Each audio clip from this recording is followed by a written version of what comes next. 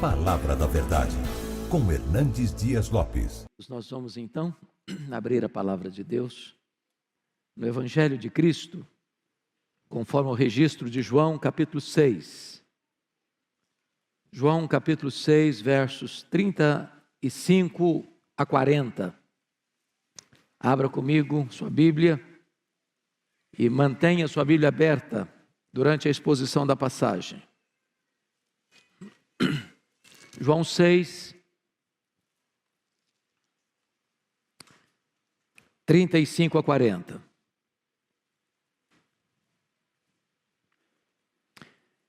Declarou-lhes, pois, Jesus: Eu sou o pão da vida. O que vem a mim jamais terá fome, e o que crê em mim jamais terá sede. Porém, eu já vos disse que, embora me tenhais visto, não credes. Todo aquele que o Pai me dá, esse virá a mim. E o que vem a mim, de modo nenhum o lançarei fora. Porque eu desci do céu, não para fazer a minha própria vontade, e sim a vontade daquele que me enviou. E a vontade daquele que me enviou é esta: que nenhum eu perca de todos os que me deu. Pelo contrário, eu o ressuscitarei no último dia.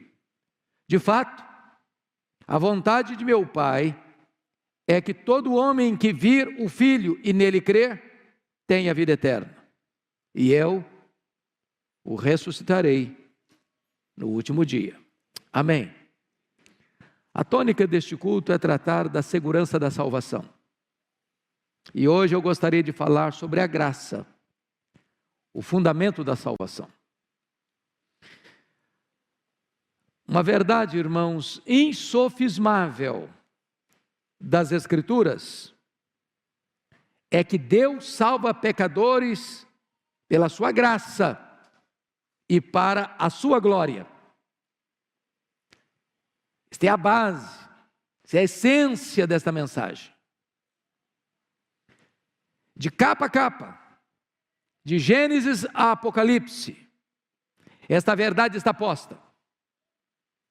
Os patriarcas, os profetas, os apóstolos, os pais da igreja, os reformadores, os puritanos, os peregrinos que chegaram à América e fundaram universidades e seminários, os grandes pregadores da história como George Whitefield, como Charles Haddon Spurgeon, como Mark Lloyd Jones, creram e pregaram sobre a soberana graça de Deus.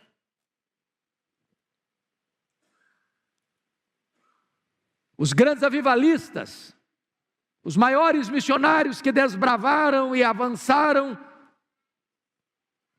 no reino de Deus, pregaram esta verdade.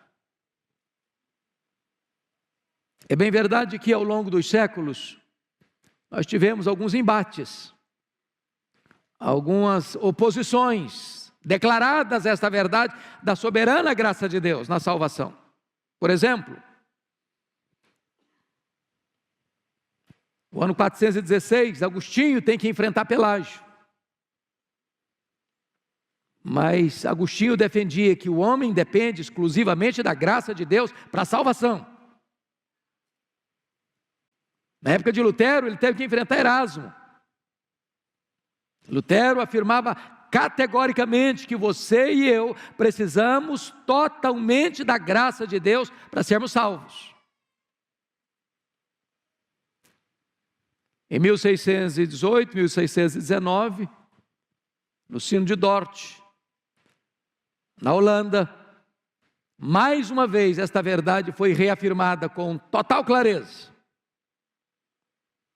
Então eu gostaria de dizer a vocês que a nossa salvação não é, numa linguagem teológica, eu explico, sinergista, mas monergista. Em outras palavras, a nossa salvação não é uma parceria entre o que Deus faz e o que o homem faz. A nossa salvação é uma obra exclusiva de Deus. Deus a planejou, Deus a executa e Deus a consumará,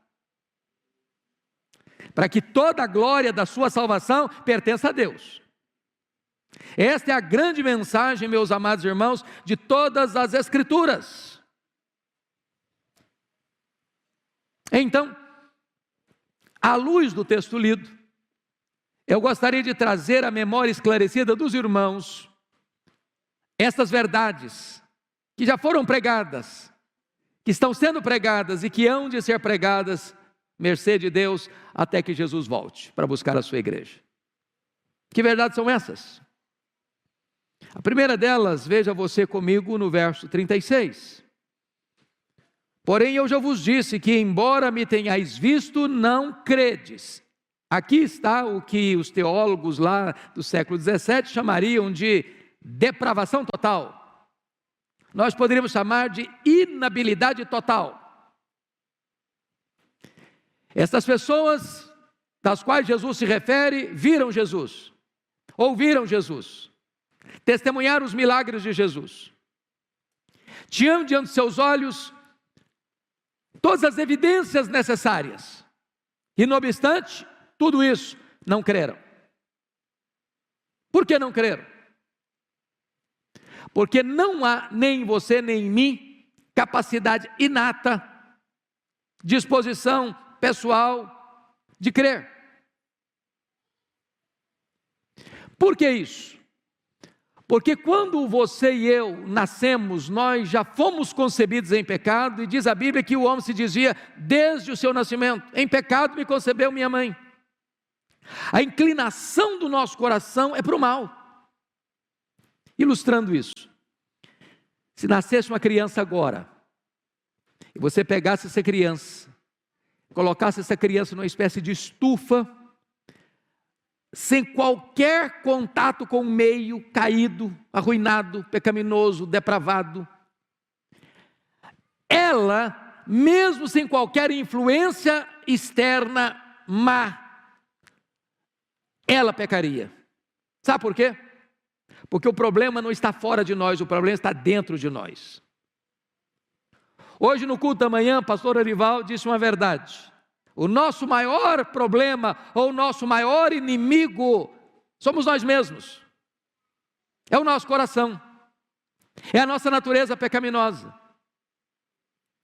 A Bíblia chega a dizer que você e eu estamos cegos antes de Cristo. O diabo cegou o entendimento dos incrédulos. A Bíblia diz que antes da conversão, o coração do homem é um coração de pedra, em outras palavras, é insensível. Mas a Bíblia vai além e diz que o homem é escravo do pecado. E nesse sentido, o homem é escravo do pecado, o homem é escravo da carne, o homem é escravo do mundo e o homem é escravo do diabo, antes da conversão. Ele está na casa do valente, ele está no império das trevas, ele está debaixo da potestade de Satanás. Fechando o assunto, a Bíblia diz que o homem está morto nos seus delitos e pecados.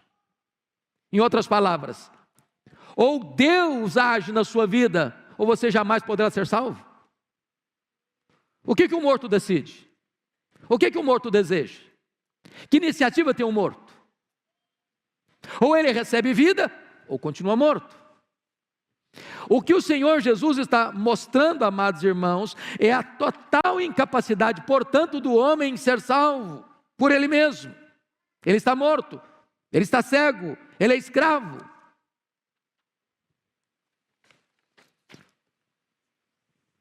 Então essa é a primeira verdade.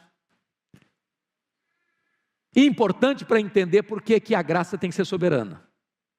É porque o homem, por si mesmo, ele não pode ser salvo, porque ele não tem essa disposição.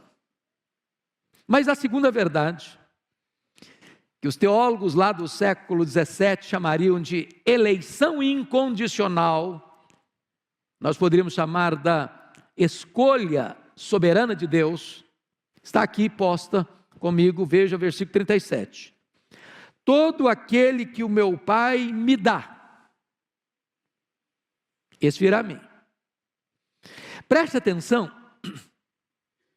que você só veio a Cristo Você que está aqui hoje, que é crente, você só foi salvo porque o Pai deu você de presente ao Deus Filho. Nós chamamos isso de eleição. Em outras palavras, não foi você quem escolheu a Deus, foi Deus quem escolheu você. Jesus foi claro: não fostes vós que me escolhestes a mim, pelo contrário, eu vos escolhi a vós outros. Não foi você que num dia estava pensando na sua casa, meditando, ou num jardim grinaldado de flores, ou à beira de uma praia muito gostosa, aquele sol agradável, tocando o seu corpo, com aquele calor maravilhoso, e você pensou: bom, mas como Deus é maravilhoso, eu vou escolher Deus.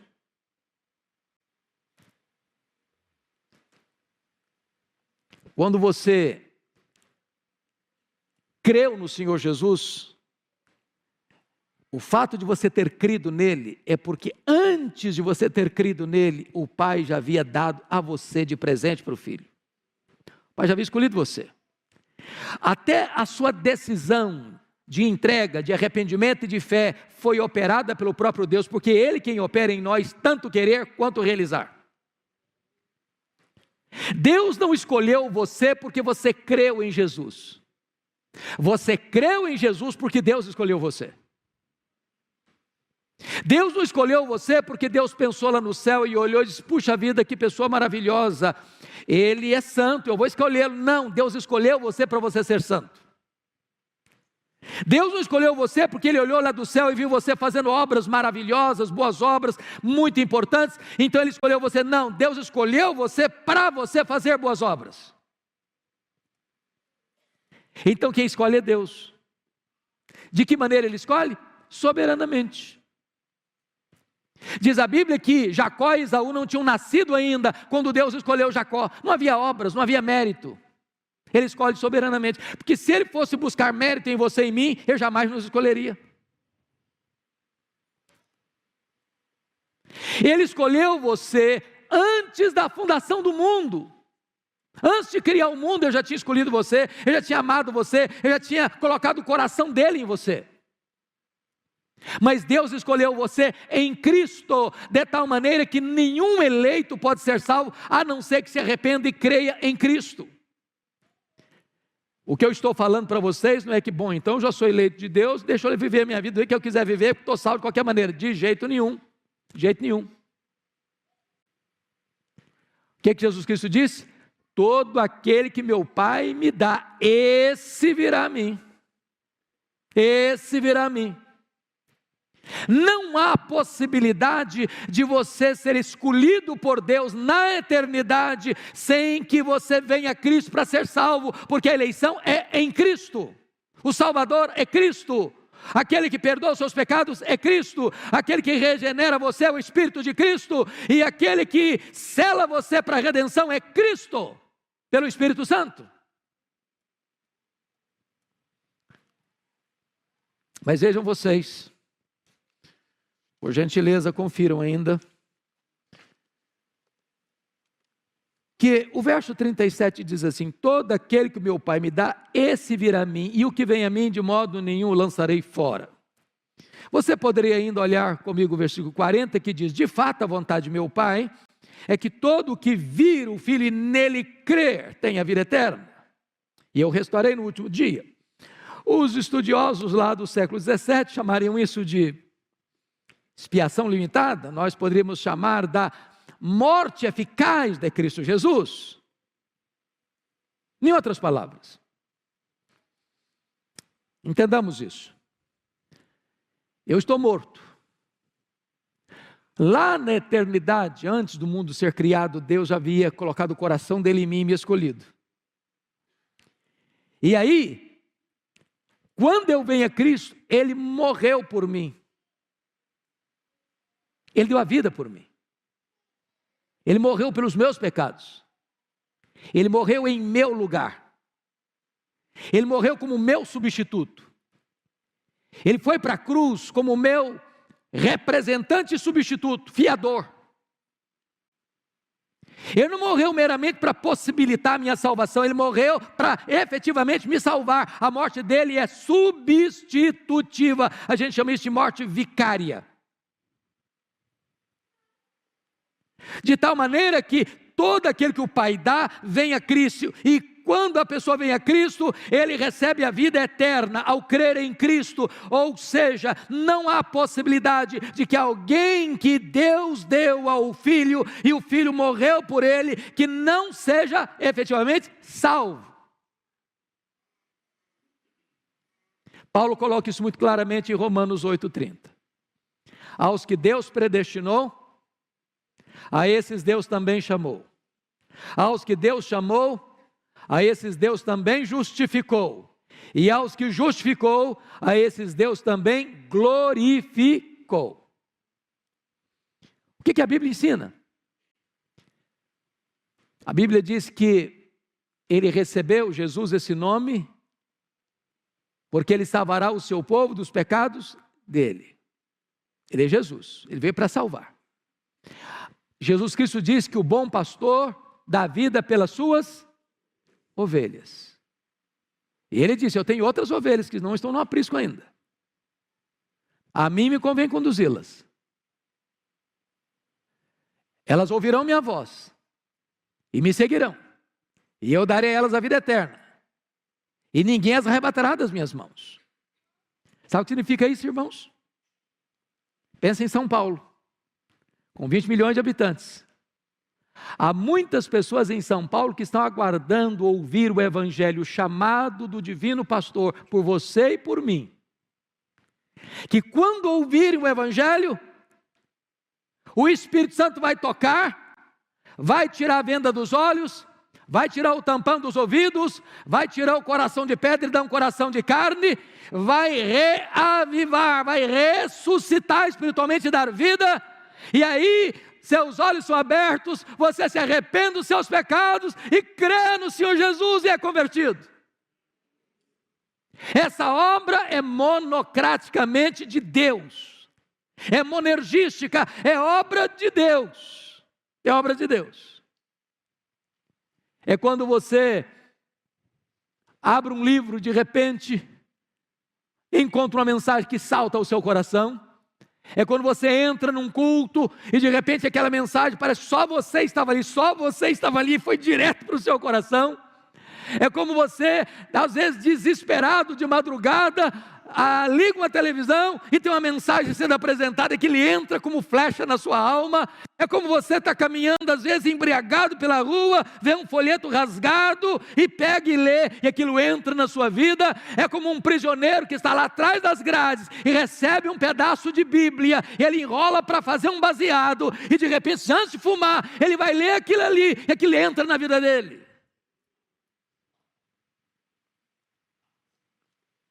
É maravilhoso isso.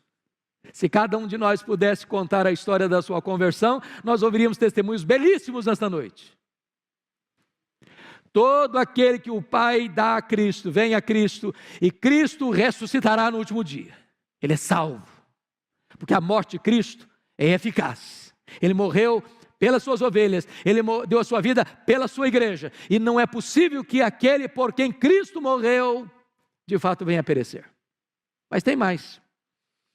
Confira comigo em quarto lugar, o versículo 37 de novo.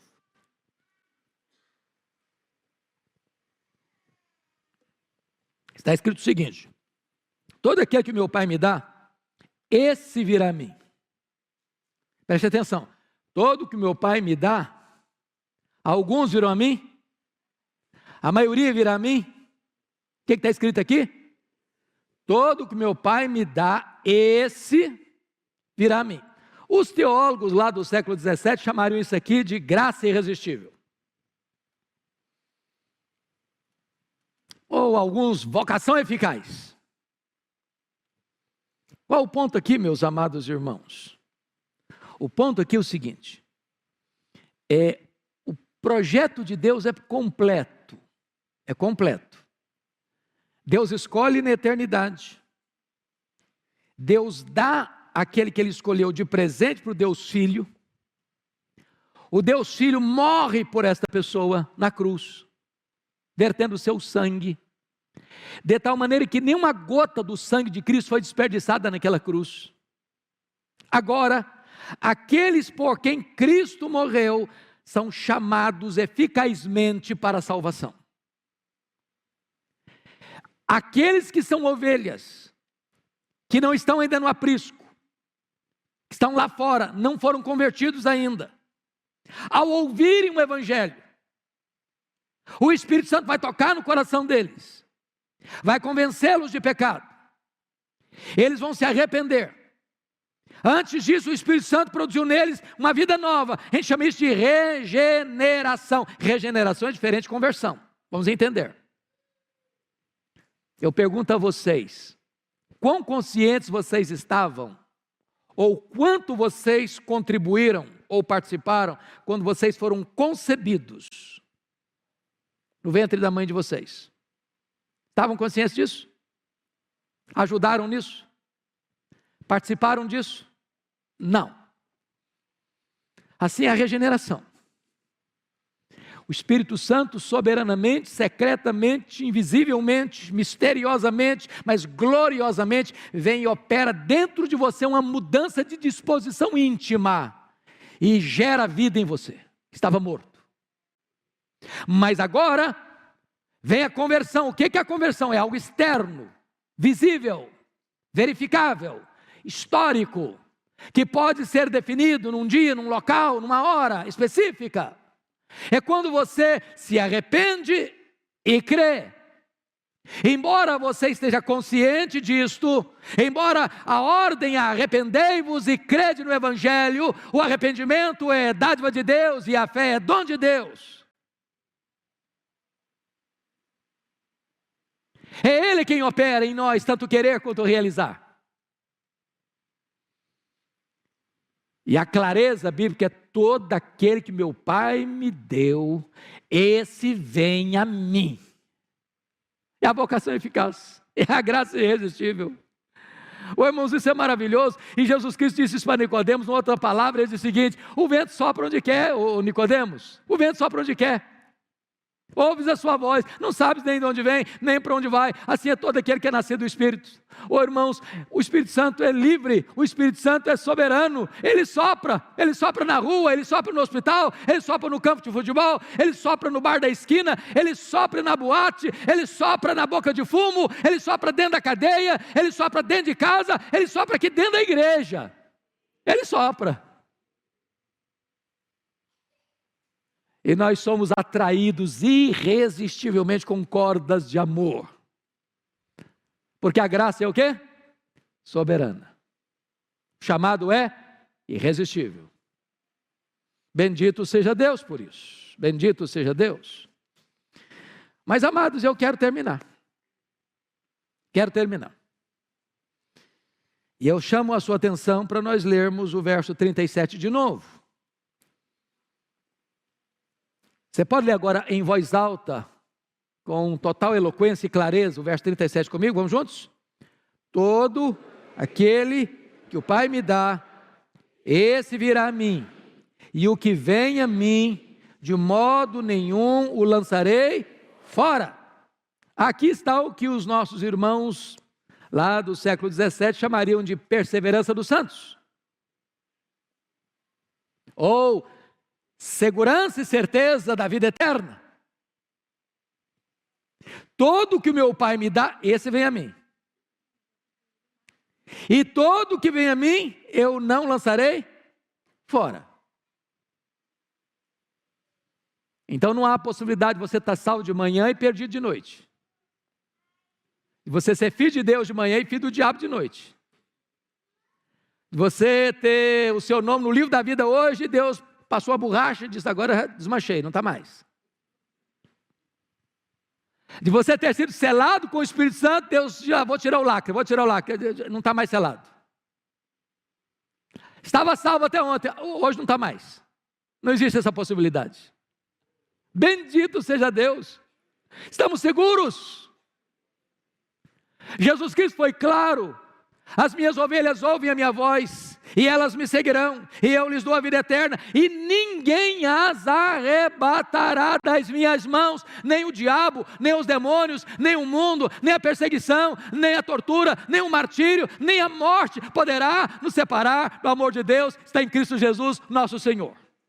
A nossa salvação está assegurada, e assegurada por Deus. Verdade preciosa, meu irmão. Verdade bendita, bendita. O texto que foi lido hoje aponta-nos essa segurança. Está escrito o seguinte: se Deus é por nós, quem será contra nós?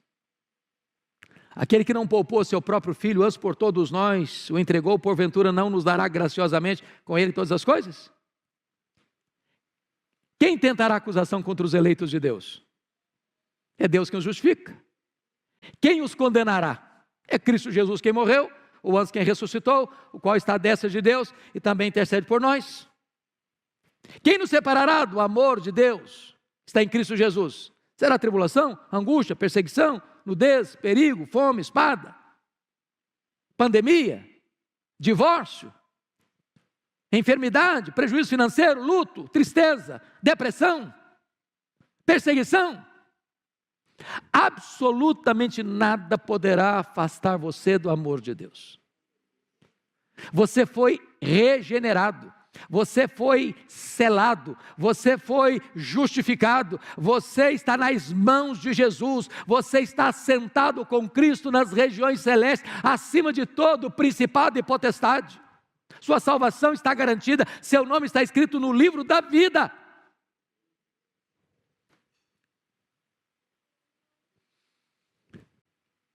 Oh, irmãos, como a soberana graça de Deus é consoladora.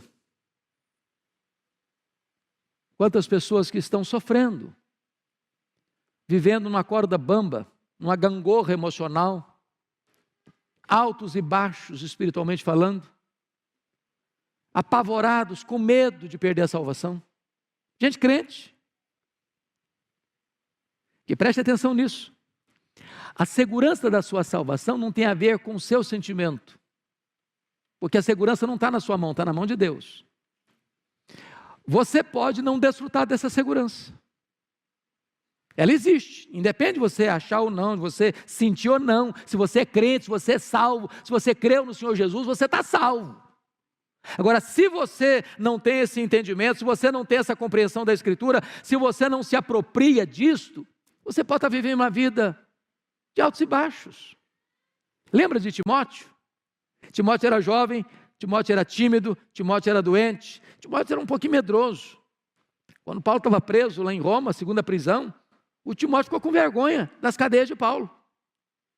Cheio de dedos, cheio de constrangimento.